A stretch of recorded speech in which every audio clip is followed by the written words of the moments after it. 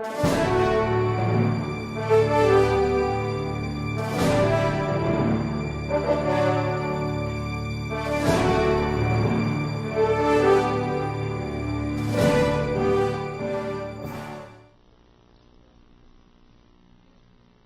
impeachment trial of Supreme Court Chief Justice Renato C. Corona is hereby called to order.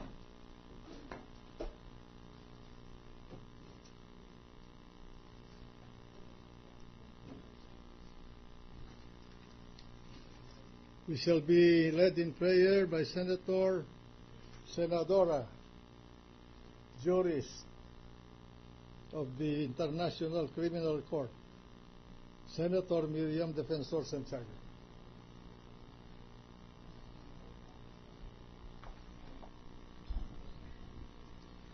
I do not ask, O Lord, that life may be a pleasant road. I do not ask that you would take from me some of its load. I do not ask that flowers should always spring beneath my feet. I know too well the poison and the sting of things too sweet. For one thing only, Lord, dear Lord, I plead, lead me aright. Though strength should falter, and though heart should bleed, through peace to light. I do not ask, O Lord, that you should shed full radiance here. Give but a ray of peace that I may tread without a fear. I do not ask my cross to understand, my way to see. Better in darkness just to feel your hand and follow thee.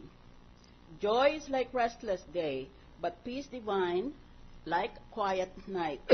Lead me, O Lord, till perfect day shall shine, through peace to light. Amen. Amen.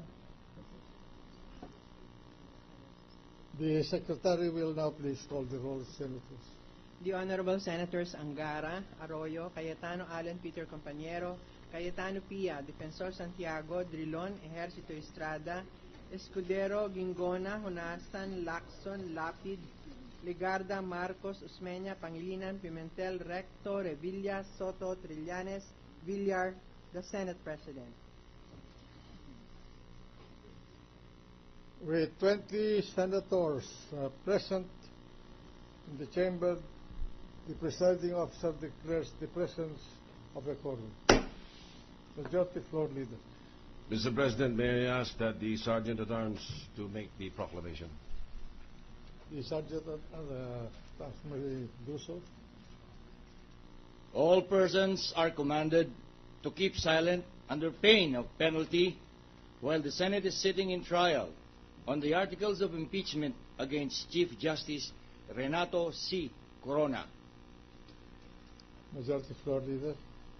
Mr. President, I move that we dispense with the reading of the January 18, 2012 and January 19, 2012 Journal of the Senate, sitting as an impeachment court, and consider the same as approved. Is there any objection? There being none, the January 18, 2012 and January 19, 2012 journals of this court is approved.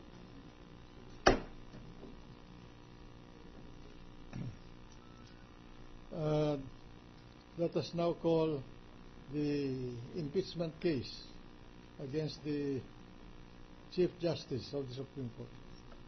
Case number 002-2011 in the matter of impeachment trial of Honorable Chief Justice Renato C. Corona.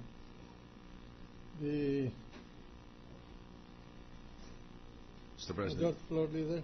Thank you, Mr. President. May we ask the parties and or their respective counsel to make their appearances, enter their appearances.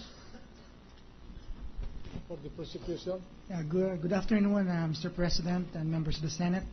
For the House of Representatives prosecution panel, same appearances.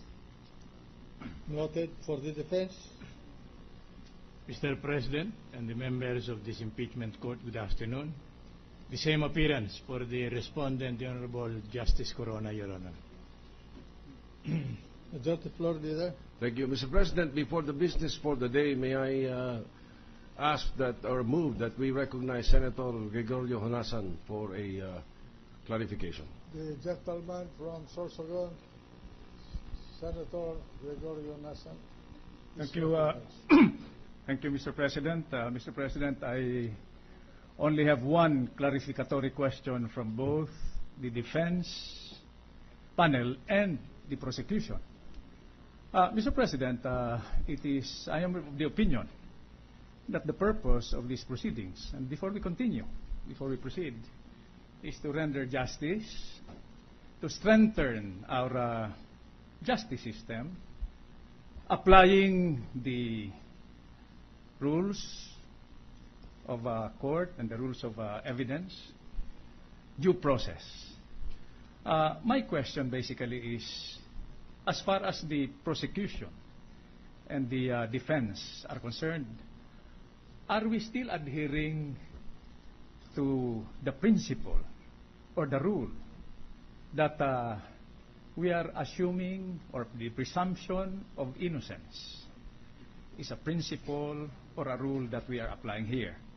Mr. President, it is important to me as a senator judge, and I think it is equally important to the rest of our people that this be explained properly as a starting point, so that at the end of the impeachment trial proceedings, we will be able to render a verdict according to our best lights.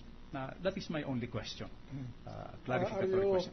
Is the gentleman addressing this to the prosecution panel and the defense panel? That is correct, Mr. President. I'm asking a response. I'm requesting for a response from both the defense panel and the prosecution panel.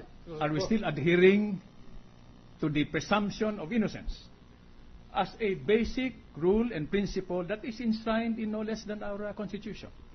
That's the only document I have been reading so far. For The head of the prosecution panel may respond.